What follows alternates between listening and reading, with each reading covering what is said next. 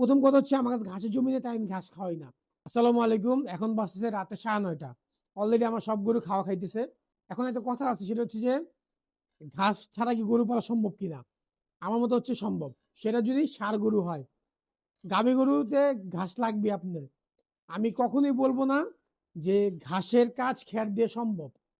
কারণ ভাই দুটা দুই রকম জিনিস। কিন্তু এখন আমি কেন খ্যার ইউজ করি তাহলে? প্রথম কথা হচ্ছে আমার কাছে ঘাসের জমি নেই, তাই আমি ঘাস খাওয়াই না।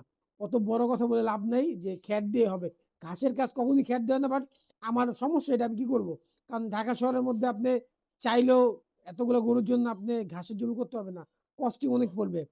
তো কিরকম খ্যার দিয়ে আমি এটা দেখাই। এই যে এখানে আমাদের খ্যারের বস্তা, আমরা খ্যার কাইটা এই সাইজ করে বস্তা করে রাখি।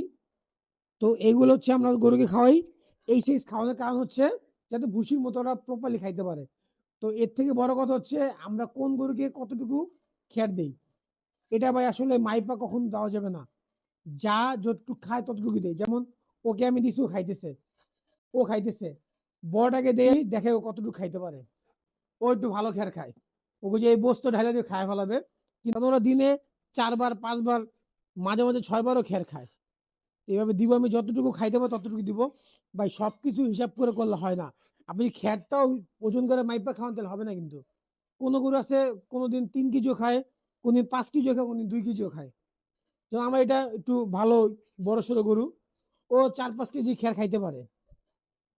তো ওকে আমি এই অ্যামাউন্টে দিব যাতে ভালোভাবে খাইতে পারে।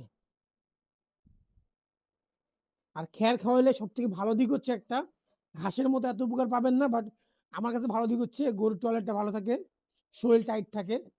এটুকু আমি পাইছি এ পর্যন্ত। আর অত বড় আহামরি কোনো লাভ আমি পাই নাই। কিন্তু ওই যে কারণটা একটাই, কেন খ্যার খাওয়াই? ঘাস নেই, খ্যার খাওয়াই।